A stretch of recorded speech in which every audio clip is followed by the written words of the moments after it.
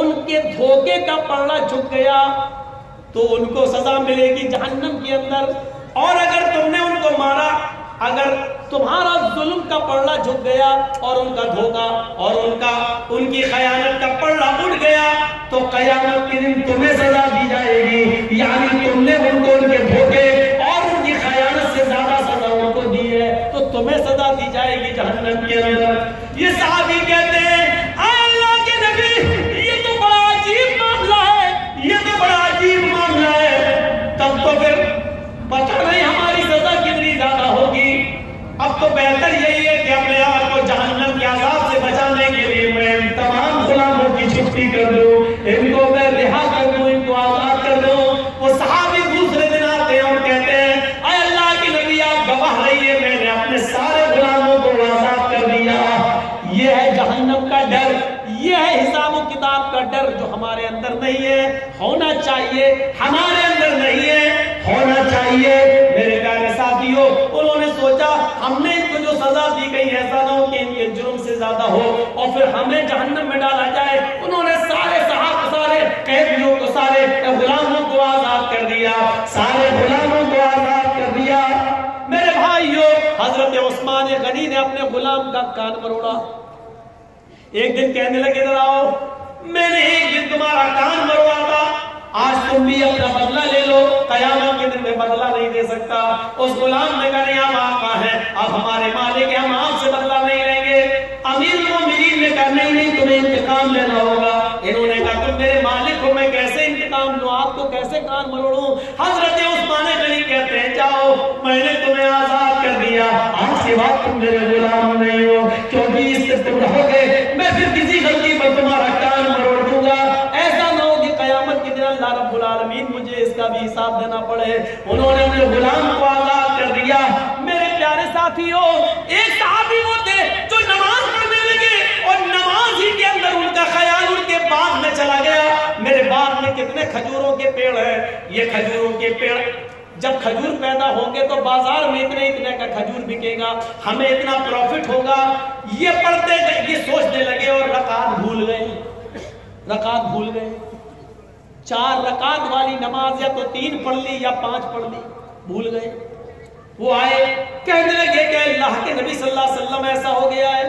آپ نے کہا ہو جاتا ہے، کبھی کبھی بھول چوک ہو جاتی ہے، لیکن اس صحابی نے سوچا کہ اس باغ کی وجہ سے، جو کھجوروں کا باغ ہے، اس باغ کی وجہ سے میرا دماغ بٹ گیا ہے، اس کی پیداوار پہ چلا گیا ہے، یہ باغ رہے گا تو میں بار بار سوچتا رہوں گا اور میں نماز میں بھولتا رہوں گا، یعنی نماز میں زیادہ دماغ نہیں لگے گا، باغ کی طرف دماغ لگے گا۔ آتے اور اللہ کے نبی سے کہتے ہیں کہ اللہ کے نبی میں اپنا پورا کا پورا باغ صدقہ کر رہا ہوں، خیرات کر رہا ہوں، میں اس باغ ہی کو نہیں رکھوں گا جو نماز میں ڈسٹرب کرتا ہے، جو باغ کو ہی کو ہم اللہ کے راہ میں صدقہ و خیرات کر رہے ہیں، اس کو غریبوں اور مسکینوں میں اس کے پھل بانٹ دو۔ ہمیں نہیں چاہیے ایسا باغ جو قیامت کے دن اللہ کے سامنے ہمیں اس کا جواب دینا پڑے، اللہ کے سامنے اس کے جواب ہم دے ہو جائے۔ یہ باغ ہمیں نہیں چاہیے جو بار بار ہماری رکعتوں کو بھلوا رہا ہے۔ میرے بھائیوں، یہ تھے جہنم کے عذاب سے ڈرنے والے اور قیامت کے دن کی فکر کرنے والے، یہ لوگ تھے حساب و کتاب سے ڈرنے والے۔ مالک یوم الدین، وہ قیامت کے دن کا پورا پورا مالک ہے اور اس دن ہمیں حساب و کتاب لینا ہوگا اس رب کے سامنے۔ 2.25 گھنٹے کی تقریر کے بعد کل تو مجھے 10:30 بجے ٹائم مل گیا، آج مجھے 11:30 پہ آپ نے ٹائم دیا، جبکہ کہا یہ گیا تھا کہ 11 بجے دے دیں گے، لیکن پھر بھی لیٹ کر دیا۔ بنگال میں عام طور پر جلسے 12 اور 12:30 بجے سے زیادہ نہیں چلتے، آج تو پھر بھی 1:15 بج گیا ہے۔ تو میرے پیارے ساتھیوں، اس سے زیادہ جلسہ ہونا بھی نہیں چاہیے، لیکن ابھی آپ بیٹھیے گا، جائیے گا نہیں۔ میں ایک بات اور سنا دیتا ہوں آپ کو، اور وہ بات کیا ہے؟ تصور کیجئے کہ وہ کیا جذبہ تھا۔ اللہ کے نبی صلی اللہ علیہ وسلم کہہ رہے ہیں کوئی ہے جو 100 اونٹ اللہ کی راہ میں دے، میں ضمانت دیتا ہوں کہ وہ جنت میں جائے گا۔ عثمان غنی اٹھے کہتے ہیں کہ 100 اونٹ میں دے رہا ہوں۔ آپ نے کہا لوگوں عثمان نے 100 اونٹ دے دیے، عثمان کے علاوہ کوئی ہے جو 100 اونٹ اور دے؟ حضرت عثمان دوبارہ اٹھتے کہ 100 اور دے رہا ہوں۔ آپ نے کہا لوگوں عثمان کے علاوہ کوئی اور دے گا؟ پھر عثمان اٹھے کہ میں 100 اور دے رہا ہوں. اللہ کے نبی نے کہا عثمان تم 300 دے چکے ہو، اب تم سے نہیں، عثمان کے علاوہ کوئی اور ہے؟ پھر عثمان اٹھے کہ میں 100 اور دے رہا ہوں. آپ نے کہا عثمان اب بس کرو، 400 ہو گئے، تم سے نہیں، عثمان کے علاوہ کوئی اور ہے؟ پھر عثمان اٹھے کہ میں 100 اور دے رہا ہوں.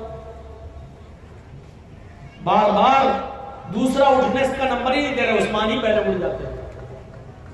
7 بار کا 7 بار عثمان نے دیا. اللہ کے نبی کو ہی چپ ہونا پڑا، یہ سوچ کر کہ اب میں جتنا کہوں گا یہی اٹھیں گے، دوسرا کوئی اٹھے گا ہی نہیں. تو آپ نے فرمایا لوگوں 700 اونٹ دے کر عثمان نے آج اتنا بڑا نیک کام کیا ہے، اتنا بڑا نیک کام کیا ہے کہ اللہ نے ابھی جبریل کو بھیج کر فرمایا عثمان سے کہہ دو ما ضر عثمان ما ضر عثمان ما ضر عثمان ما عمل بعد اليوم قط. اے عثمان آج کے بعد اگر تو ایک بھی نماز نہ پڑھے گا، ایک بھی نیک کام نہیں کرے گا، پھر بھی اللہ تجھے جنت دے کر رہے گا. کتنا بڑا نیک کام، صدقہ و خیرات کا معاملہ دیکھ رہے ہیں، اسی سے تو جنت ملتی ہے. مسجد نبوی جب بن کر تیار ہوئی تو شاید آپ نہ جانتے ہو، میں آپ کو بتاؤں، مسجد نبوی بننے کے بعد 4 مہینے تک اندھیرے میں نماز ہوئی. صحابہ کے پاس اتنا تیل نہیں تھا کہ وہ چراغ جلا سکے. مغرب کی، عشاء کی اور فجر کی نماز بھی اندھیرے میں پڑھی جاتی تھی. 4 مہینے تک اس میں چراغ نہیں جلا. ایک دن اللہ کے نبی عشاء کی نماز پڑھانے کے لیے جب مسجد نبوی میں گئے تو کیا دیکھتے، روشنی آ رہی ہے، چراغ جل رہا ہے. آپ جب مسجد کے اندر گئے تو سارے صحابہ صف لگائے بیٹھے ہیں، چراغ کی روشنی میں صحابہ کے چہرے دکھ رہے ہیں. آپ نے پوچھا کس نے چراغ جلایا؟ حضرت تمیم داری اٹھتے کہتے ہیں انا یا رسول اللہ، میں نے. اے اللہ کے نبی میرے پاس کچھ تیل زیادہ آ گیا تھا، میرے گھر کا خرچہ چل گیا، باقیہ تیل میں لے آیا. اے اللہ کے رسول چراغ جل گیا، اب انشاءاللہ کئی دن تک چراغ چلتا رہے گا، کیونکہ جتنا زائد تیل تھا وہ میں نے مسجد میں لا کر دے دیا. آپ نے نماز پڑھائی اس روشنی میں، اور چراغ کی روشنی میں نماز پڑھانے کے بعد جب آپ کھڑے ہوئے نماز کے بعد تو آپ نے کہا لوگوں تمیم داری نے آج مسجد میں تیل لا کر چراغ جلایا.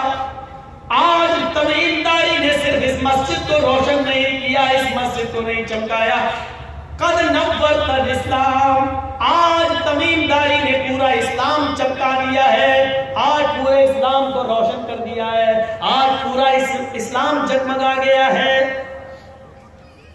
ایک چراغ چلانے کی وجہ سے اللہ کے نبی نے کہا پورا اسلام جگمگا دیا ہے. غور کرو کہ آپ کے ہاں جو مسجد بن رہی ہے، جو صحن بچھ رہا ہے، جو لینڈر پڑ رہا ہے، اس میں اگر آپ تعاون دیتے ہیں تو کتنا بڑا ثواب ہے، کتنا بڑا کار خیر ہے. ہونا تو یہ چاہیے کہ جرجیت صاحب یہ کہیں ہے کوئی جو پورا کا پورا خرچہ اٹھانے کے لیے تیار ہو، اور ایک آدمی اٹھے اور کہہ دے کہ میں دینے کے لیے تیار ہوں، اور میں یہ کہوں کہ اب ان سے نہیں دوسرے سے کہہ رہا ہوں، کوئی اور ہے جو اتنا دے، اور پھر وہی آدمی اٹھے اور کہے کہ میں اور اتنا دے رہا ہوں. جرجیت صاحب چڑھاؤ نہیں، ہم چڑھنے والے نہیں ہیں. ہم کہاں چڑھا رہے ہیں؟ ہمیں معلوم ہے کہ ہمارا ایمان ویسا ہے بھی نہیں، ہم جانتے ہیں کہ اس طریقے کا ایمان ہے بھی نہیں ہمارے پاس، اور ہم چڑھنے والے بھی نہیں ہیں. اس لیے میں کسی ایک کو مجبور بھی نہیں کر رہا ہوں. آپ سے میری گزارش یہ کہ اپنی استطاعت کے مطابق جو دے چکے ہیں وہ تو دے چکے ہیں، لیکن سلطان گنج کے کالج بورڈ پر رہنے والوں اور ادھر ادھر سے آنے والوں، یقین مانیے کہ مولوی جرجیت 2 دن کا جلسہ کسی علاقے میں نہیں دیتا ہے، سوائے کلیا چند، موسم پور، لکھی پور، شری رام پور اور سلطان گنج کے علاوہ. ہزاروں لوگوں نے مجھ سے 2 دن کا پروگرام مانگا، لیکن میں کہیں 2 دن کا کنٹینیو پروگرام نہیں دیتا ہوں. آپ لوگوں سے محبت ہی مجھے ایسی ملی ہے. وہ سب ہم نہیں بولیں گے، وہ سب ہم کو حساب نہیں آتا ہے، آپ لوگ بولیں گے. ہم جس طریقے سے بھائی ہم اس چرچے کو صحیح نہیں مانتے ہیں کہ ایک ایک آدمی لائے اور ایک ایک کے لیے دعا کی جائے، یہ طریقہ غلط ہے، معاف کیجیے گا. ہم اس طریقے سے نہ کیے ہیں نہ ہم کر پائیں گے. ہم تو صرف اتنا کہیں گے کہ آپ کی جو محبت ہمیں ملی ہے 2 دن کا. یہ حاجی صاحب ہمارے پاس آئے, پہلے ان کو 1 ہی دن کا پروگرام دے رہے تھے, ضد کرنے لگے تو ہم نے کہا چلو 2 دن کا. صرف اس علاقے میں آپ کا پیار, آپ کی محبت مجھے 2 دن رہنے پر مجبور کرتی ہے. اب آپ کی محبت میں دیکھتا ہوں کہ کتنی ہے میرے ساتھ, آپ کتنی محبت کرتے ہیں مجھ سے. آپ نے مولانا مظہر صاحب کے ہاتھ میں کیا دیا, طاہر صاحب کے ہاتھ میں کیا دیا, میں نہیں جانتا. میرے ہاتھ میں آپ کتنا دیں گے یہ میں دیکھنا چاہتا ہوں. جو محبت مجھے ہے آپ سے وہ آپ کو بھی مجھ سے ہے یا نہیں یہ میں دیکھنا چاہتا ہوں. اور میرے پاس دعا کی امید لے کے مت آنا, آپ دل میں خود نیت کر لینا کس کو ثواب پہنچانا چاہتے ہو. آپ کو آپ کی دی ہوئی رقم پر ثواب ملے گا. اگر آپ باپ کی طرف دینا چاہتے باپ کو ثواب ملے گا, ماں کے لیے دینا چاہتے ماں کو ثواب ملے گا, بیوی کی طرف سے دینا چاہتے بیوی کو ثواب ملے گا. میری دعا کی ضرورت نہیں, آپ کے نیت کی ضرورت ہے. اللہ کے نبی کے زمانے میں کچھ لوگ چپکے سے دے دیا کرتے تھے تاکہ کسی کو پتہ نہ چلے, تو کیا ان کو ثواب نہیں ملتا تھا؟ ان کو بھی ثواب ملتا تھا. تو آپ کو کا جذبہ